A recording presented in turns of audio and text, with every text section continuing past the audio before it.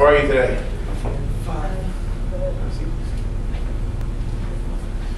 Today's class, we're going to be focusing on something that we do starting the second day of Pesach, and we do for 7 weeks.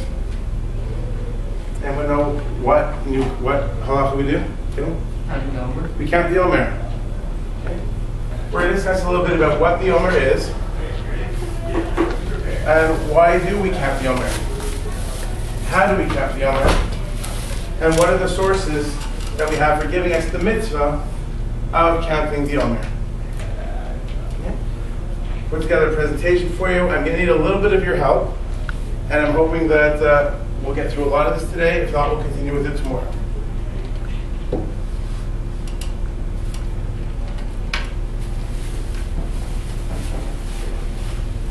When we're talking about Sfirat Omer, the counting of the Omer, we have 3 sources in the Torah that teach us that we have a mitzvah of counting the Omer. We have 2 verses that come from Vayikra, and 1 that comes from Devarim. And they tell us 3 very different things. Can you think of other special days that we have during the year that we have more than 1 verse to teach us the laws of that day? We were discussed earlier in the year about a special day, happens every week. Shabbat. Pardon me? Shabbat. Shabbat. In the Torah we have 2 verses that talk about Shabbat. 1 that says Shamor, that we are supposed to guard the Shabbat and watch the ordinances of Shabbat. And 1 that says Zachor, we're supposed to remember about Shabbat. And we have 2 different verses because it teaches us 2 different things.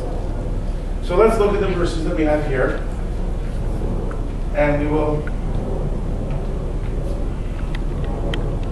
see if we can understand what they're trying to help us teach us here. David, can you see from back there? No. Can you read the Hebrew for us? Maybe come forward a little bit.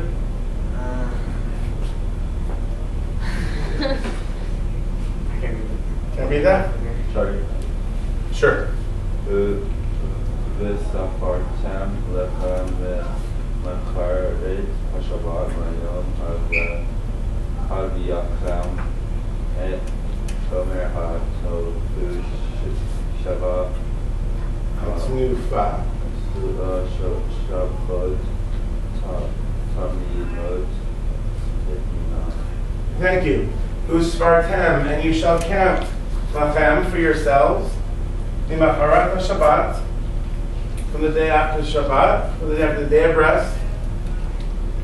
Miyom haviechem et haomer tnufa, from the day that you're going to bring the Omer as a wave offering.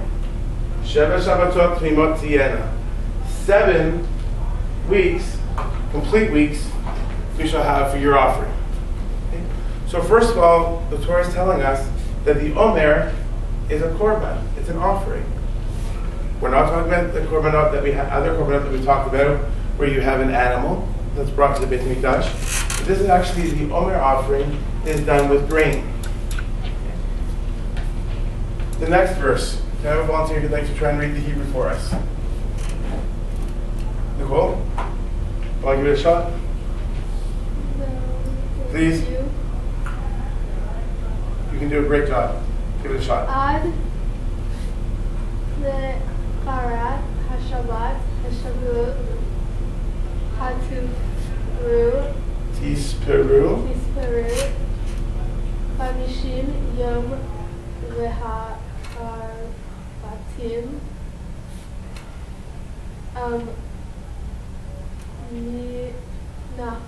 mincha chodesh le'Hashem.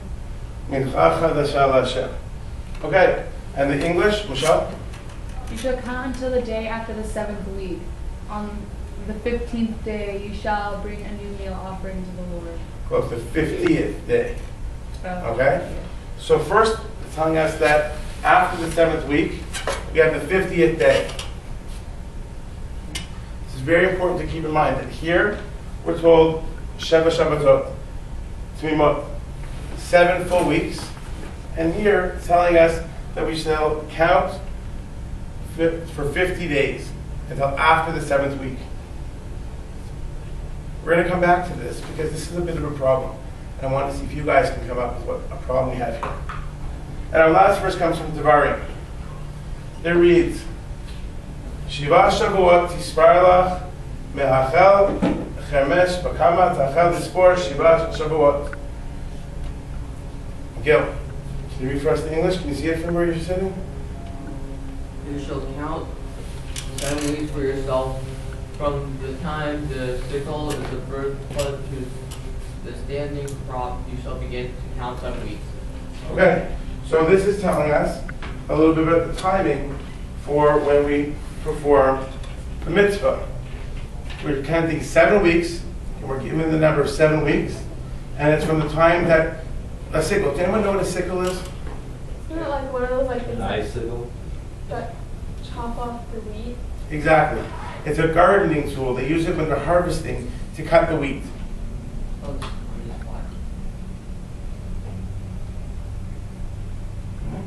So it's telling us that we have, from that point, we have 7 weeks from the time of the harvesting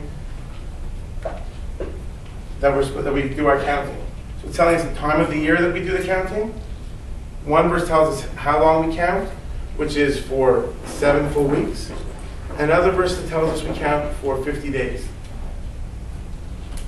Okay? That's very important to keep in mind. What do we commemorate over the Omer? The Omer is a long period of time. There's a few things that we commemorate. The harvest season. The Torah, we read the verse that tells us that the time of the year that we do the harvesting is the time that we count the Omer. Rabbi Akiva's students died. Rabbi Akiva was a really important person who had a lot of students, and we're going to talk a little bit more about who Rabbi Akiva was and why it's so meaningful for us. And the third thing that we do is we count to Shavuot. Where Shavuot, what happened? You received the Torah.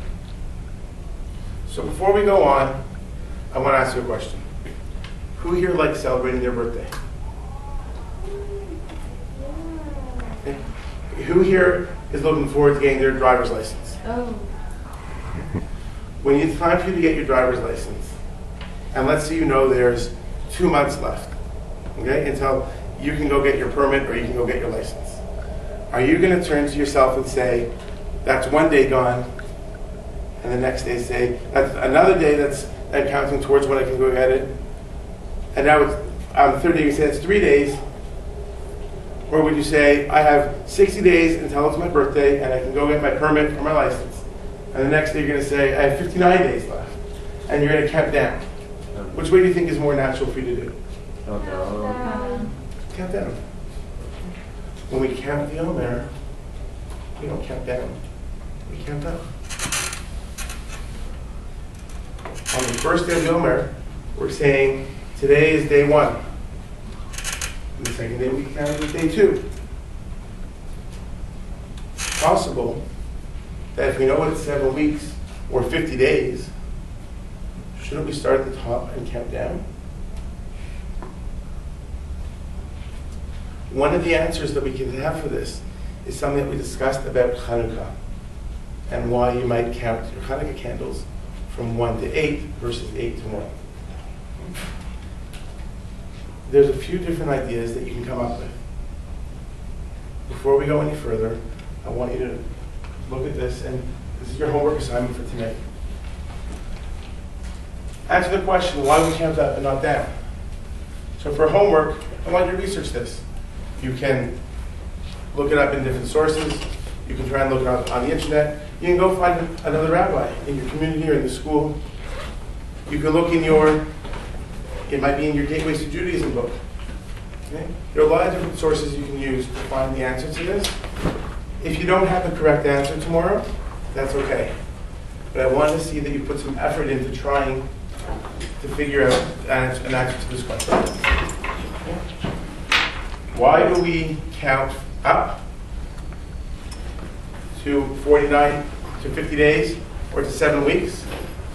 as opposed to counting down.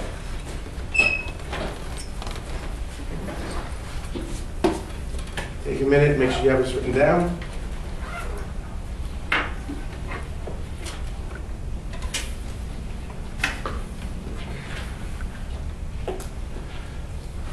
Let's talk a little bit about Rabbi Akiva. He was a very important person in our history. If you notice,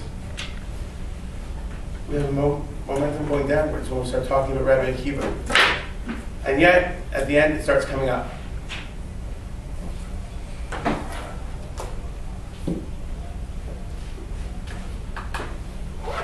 So who was Rabbi Akiva?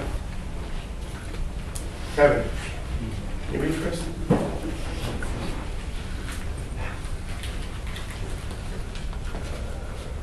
Rabbi Akiva was a great Jew. He was a shepherd by trade, but ended up going to the yeshiva of Rabbi Eliezer, where he himself became a great rabbi. He's an inspiration to so many as he grew to become one of the greatest leaders and scholarly individuals ever. His vast Torah knowledge earned him the reputation as a great teacher as well. He grew one of the largest yeshiva with as many as 24,000 students. Much of what we learn today, Mishnah and Talmud, has passed down through Rabbi Akiva and his students. So he was a very influential person in our history.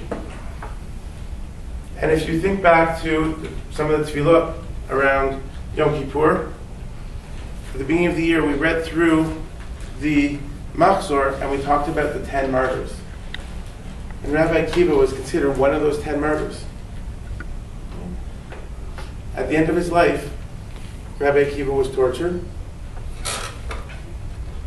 But one of the most amazing stories we hear about Rabbi Akiva, and one of the most inspirational stories that people hear and feel about when they hear about Rabbi Akiva, is from the time that he died. He was on his deathbed, having been in tremendous pain and torture, and he started laughing. And his students turned to him and said, "Rabbi, great Rabbi Akiva, why are you laughing? Why are you so happy? It's such a sad time. You're such a great Torah scholar and you bring so much Torah to our world, and here you are in so much pain and suffering. And we're sad for you, and we're sad that you're going to be leaving us." And his response to them was, in his whole life he had one concern, that he would try and fulfill every mitzvah that he could in the Torah, but the one he never knew if he would be able to fulfill is the one of saying Shema before he died. Because we don't know when we're going to die. So he saw this negative experience. He found a positive outcome in it. To say, God gave me the opportunity to know when I'm going to die, so I could say Shema before that. And he was able to fulfill the one mitzvah that he was concerned that he wouldn't be able to.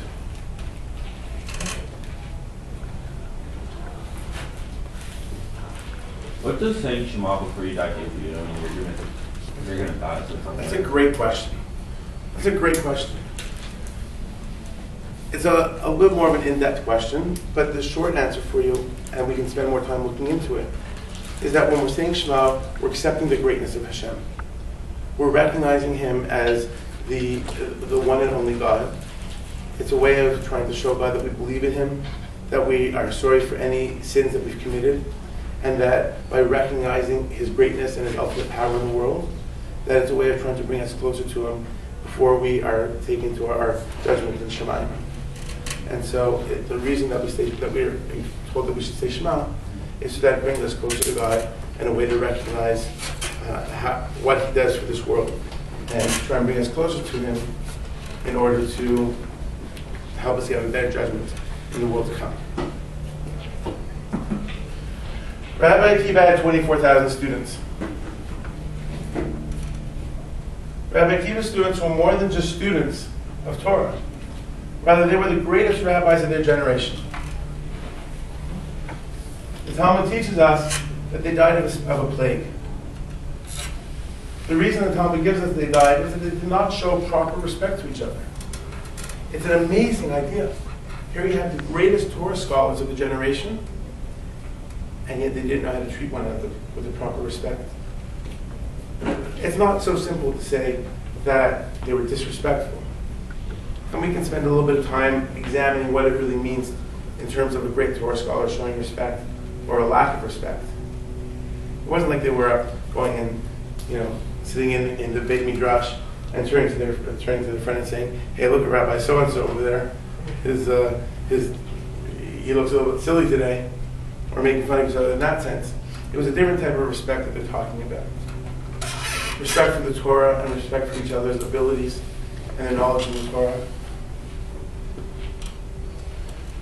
But not only did they not respect each other, after they died, after each one died, they had the opportunity to reflect and to think, if our Torah scholars are dying, what are we doing wrong? They didn't do that. I don't know about you guys, but if something's not going right, are you just going to continue with what you're doing? Or are you going to stop and reflect and think, what can I do different? Gil, you like computers, right? If you're working on your computer and say you're writing a program and it doesn't work, are you going to keep writing it the way you're doing it? No. You're going to think about what you're going to do. I'm gonna try to change it. You're going to look back at what you did, think about where you made a mistake, try and correct it. Rabbi Akiva's students didn't do that. A great Torah scholar from many years back named the Arizal.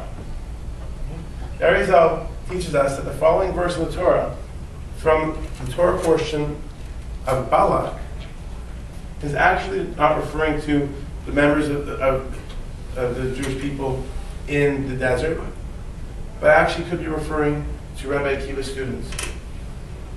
The verse reads, and this verse stands alone. V'yiyu hametim b'magefa arba'a v'esrim aleph. Those that died in the plague numbered 24,000. Because this verse stands alone, the Arizal, through his great Torah wisdom and Kabbalistic thoughts and ideas, teaches us that this verse is specifically referring to Rabbi Akiva's students. It's an interesting idea. So this is a sad time for the Jewish people. Why is it a sad time? Michelle? The great Torah scholars of the generation past. So what do we do differently over the time of the Omer? What was so sad for us? What can we do? How about you read? Okay. Rabbi Akiva's students dying is considered to be a national time of mourning for the Jewish people. It is customary over the period of the Omer to not get haircuts, shave, or listen to happy and joyous music with instruments. Many people listen to a cappella since there are no instruments. It is not a coincidence that the time we mourn the loss of 24,000 great Torah minds is followed by celebrating Hashem giving us the Torah. Okay. So we now understand why it's a sad time. The greatest Torah scholars of Rabbi Akiva's generation, other than Rabbi Akiva, some of the greatest Torah minds, 24,000 of them died. And it's supposed to be a time of reflection for us. So, in addition to being a time of harvesting, in addition to being a time when we're counting towards receiving the Torah, we're also saddened by this national day of mourning, national period of mourning. Now, skip ahead to some information that you're going to get on the next slide. Rabbi Akiva decided he had to start new. Once his 24,000 students died, he had to start new. How many students do you think he got next to start fresh with, considering he had 24,000 now that died? One? It wasn't a big number, but it's more than one. 5. It's more than 5 and less than 10. Looking at 7. It's 7 students. Okay? Now, I'd like you to think for a second and reflect on this idea. If all the Torah, we look at the Talmud, we look at the Mishnah, we look at the Midrash, we look at the Torah that we have that we learn today, And we say there's an enormous amount to learn, that one can't learn all the Torah in their lifetime. And the Torah Sheba'al Peh, the oral Torah that's transmitted down to us, we attribute to the great rabbis, way back to Rabbi Akiva and his students who taught that to us. Now, if we have that from 5 of his 7 students who really established it greatly after the plague, think to yourself, what would we have now if we had the other 23,995 students as opposed to just 5? Think about how much more Torah we could be having in our world, and how the world could be different with that many more, with that much more Torah. And then that's a reason to, then when you reflect on that, it might give you an idea of what we really lost. Michelle? If he had 24,000 students before, and then like they all died, why would he only get like 7? Like, don't they know that like, oh, he must be a great teacher because he had 24,000 something? That's a really good question. It's a really good question.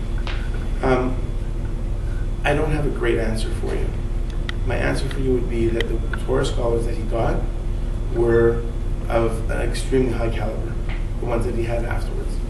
And perhaps he felt, I'm not, the idea that I would suggest was perhaps he felt that a smaller number of even greater Torah scholars could help expand the depths of knowledge greater than bringing in such a large number that may not have had the same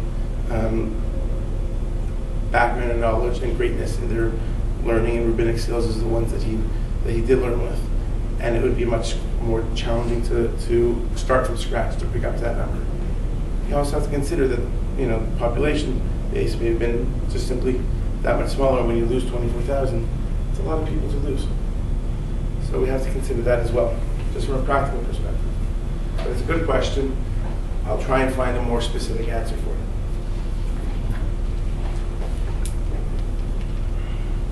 Now we're on our way up. Why are we on the way up? After the plague, we rebounded, and we got to where we are today. Rabbi Akiva was a man with unwavering faith in Hashem, who knew that he had to start again with more students. So he gathered 7 great Torah scholars to teach them. Men who were already great Torah scholars in their own right before they even joined Rabbi Akiva's yeshiva. These 7 rabbis were Rabbi Meir, Rabbi Yehuda, Rabbi Yosei, Rabbi Shimon, Rabbi Elazar ben Shemua, Rabbi Yochanan HaSandlar, and Rabbi Eliezer ben Yaakov. He wanted to restore as much of the lost Torah that he could. And as you hear those names, try and put them in the back of your mind. Because as you continue in your education, and when you start looking through the Gemara, you're going to hear a lot of these names. You're going to come across Rabbi Yehuda frequently. You're going to come across Rabbi Shimon, Rabbi Meir, Rabbi Yehuda, Rabbi Yochanan. They're all in there. The Talmud teaches us that the first 5 of the rabbis were the ones who restored Torah to its feet. The Torah, the mission of the Gemara that we learned today, this is what it's referring to when it says it returned the Torah to its feet. Rabbi Shimon is often heard by his full name, Rabbi Shimon Bar Yochai. Rabbi Shimon was given a special gift, the depths and the secrets of Torah that other people didn't quite grasp. Today, we don't understand exactly what we're referring to when we talk about it. We talk about it sometimes referring to as mysticism or Kabbalah. It's something very different and much more in depth than what we quite understand in our minds what it could be. Because he had a great understanding of this and a tremendous understanding of the workings of the world. Isn't Kabbalah like frowned upon or something? Kabbalah is not frowned upon. Kabbalah is something that is being utilized not necessarily in the best way in this world. So we have specific halachot about how Kabbalah should be learned and who should learn Kabbalah, but one really has to be a tremendously great Torah scholar with a lot of background and knowledge. We have things in the world now of the Kabbalah centers, and we hear about Hollywood stars who are learning Kabbalah. That's not what Kabbalah really is or what it's meant to be. It's a real aspect of Torah that it's being brought into the world and learned incorrectly or in ways that it wasn't meant to be. And so it's not what you hear about Kabbalah might be from something you might hear about, often you hear people like my daughter who learn to go to Kabbalah center. And that's not really what Kabbalah is. That's not what Rabbi Shimon knew. But one of the great things about Rabbi Shimon is that he found out the day he was going to die. Tremendous Torah scholars, tremendous great rabbis of the past find out before they die when they're going to die. The most famous and biggest prophet the world has ever seen. He was the biggest prophet we've ever seen, Nicole. He took us out of Mitzrayim. Moshe. He was born and died on the same day, but he knew the day he was going to die. And he had to plan for it. So Rabbi Shimon, what did he do?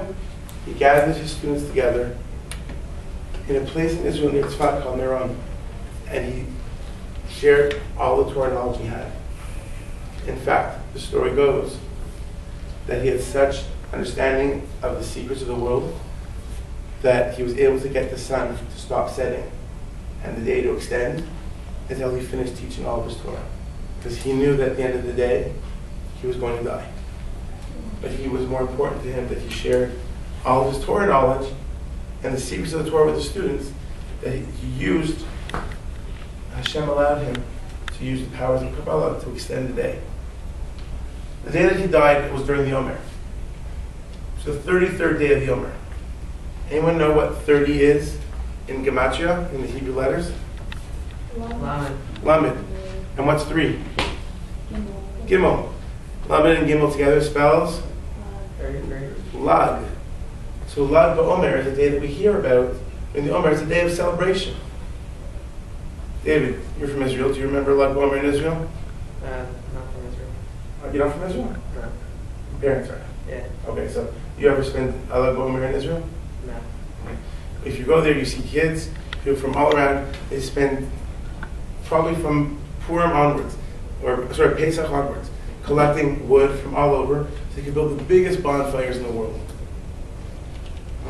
They've built bonfires that are like 10 feet tall or more. That is so cool. Excuse me. And they build all these bonfires because fire has a connection to Torah. And fire has a connection to Rabbi Shimon. Some great stories which we will get to as we learn more about Lag BaOmer. But Lag BaOmer, even though it's the day that Rabbi Shimon died, it's considered a very happy and celebratory day because of what he brought to the world and the Torah that he brought to us. We're going to spend another class talking specifically about Lag BaOmer. Probably take a few classes, and we'll talk more about the stories of Rabbi Shimon. So let's go back to the idea of counting towards receiving the Torah. Excuse me. That's what we said it was one of our main purposes in counting the Omer, was that we're counting the exciting day where us as the Jews gathered at Mount Sinai and God gave us the Torah. We went from being Bnei Yisrael to Am Yisrael. We went from being Israelite people to the Jewish people. Because once we had the Torah, we now have the laws that define us as Jews. So it was a momentous day. How many days do you think it took to get from Egypt, from the Exodus, to Har Sinai? 7 weeks. It took 7 weeks. This corresponds to the 7 weeks that we counted the Omer. At the end of the 7 weeks, we celebrate the holiday of Shavuos.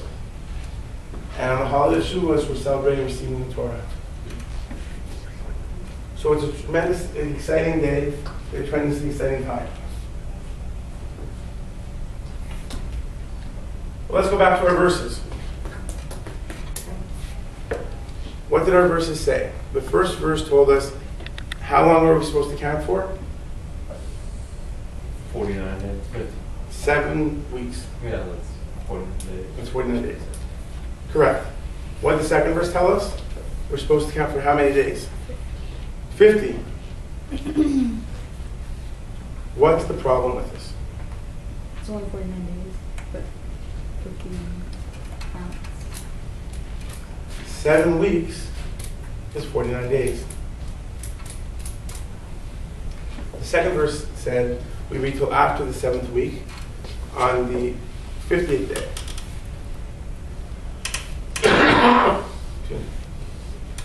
How do we reconcile this to 1 day difference?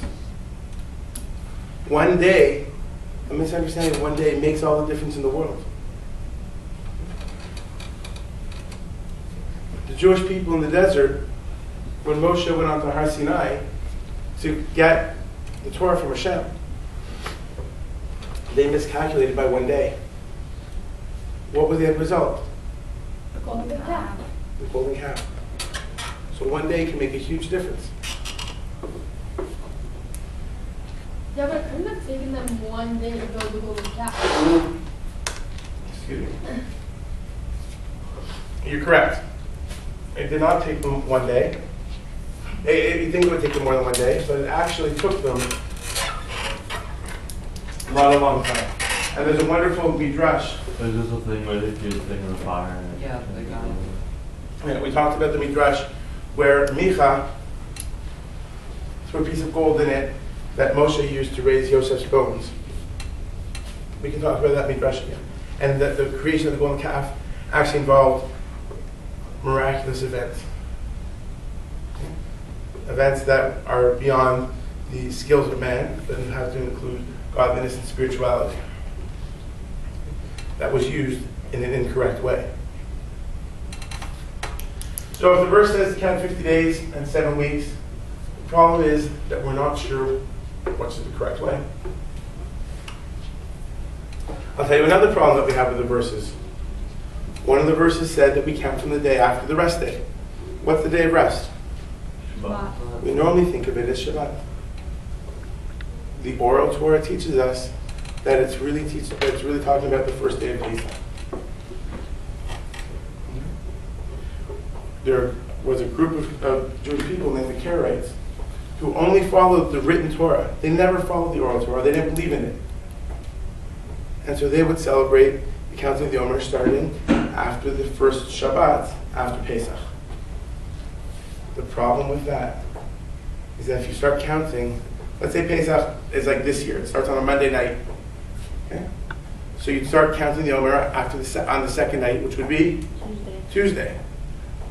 If you didn't start counting after the Shabbat, then you'd be delaying counting from Tuesday, Wednesday, Thursday, Friday, and then Saturday. So 5 days, right? If at the end of your counting is when we're celebrating receiving the Torah, that means we're not going to be celebrating Shavuot on the right day. So that's another problem that we have just by looking at the verse, that we use the oral Torah to teach us how to reconcile it. But if we're not sure what to do about 50 days or 49 days, what would you do? Tell me what you do. Ask your rabbi. That's a great answer. Research. Okay, research. I'll tell you what our folks of halachot tell us. Let's say I offer you a scoop of chocolate ice cream or a scoop of vanilla and you can't choose. What would you want to do? Take that. Have both. So, chocolate or vanilla. Let's have both. To answer our question of how to reconcile 7 weeks or 50 days, our sages tell us to do what we might do when we can't choose between chocolate or vanilla ice cream. You take a scoop of both. Our books of halacha, books such as the Sefer HaChinuch, tell us that someone who's a God-fearing person, someone who fears heaven, is going to do both. Because they want to make sure they don't do it incorrectly. They want to make sure that when they're counting the Omer, they're doing it the way that God intended us for it to do. So if we're not sure, we do both. How do we accomplish both? In the words of the tefillah itself. Okay. So I brought up the tefillah for us here.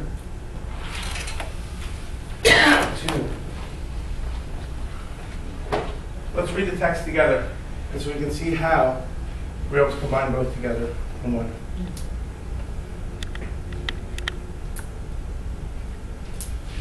David, can you see the text from back there?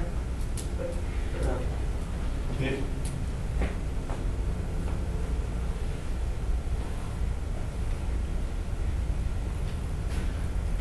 So a Jewish day begins at sundown.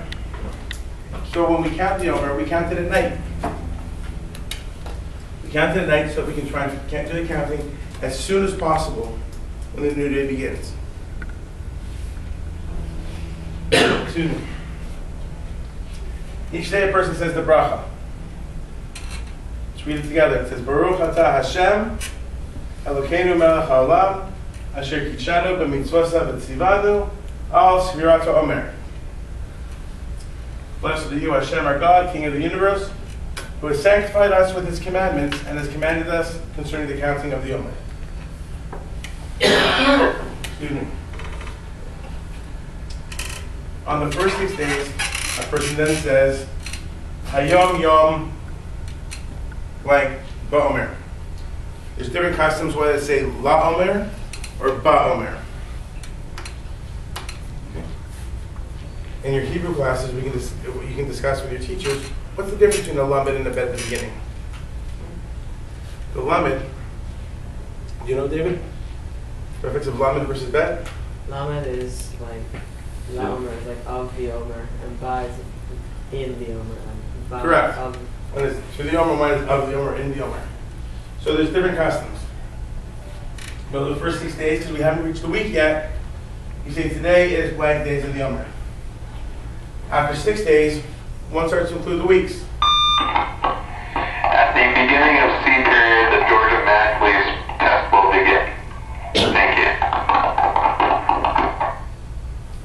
Hayom Yom blank, however many days over 6. Shehem blank Shavuot, or first week you say Shavua Echad. The blank Yom LaOmer. So today is whatever the number of days, which are the number of weeks, and the number of days of the Omer. So the example that we give is that today, if today were the 22nd day, you say today is 22 days, which are 3 weeks and 1 day of the Omer. We're now fulfilling the mitzvah of counting the weeks. As it said, we're supposed to count 7 complete weeks. And so then we are also counting the number of days. It tells us we're supposed to count 50 days. This way, we can count all the way from the second night of Pesach through the Shavuot, fulfill counting the 7 full weeks, fulfill counting the full number of days we're required to count of the Omer, and we don't have to worry about whether we're doing it in the correct manner or not. Have a great day. See you tomorrow. If you need help with your homework, find me.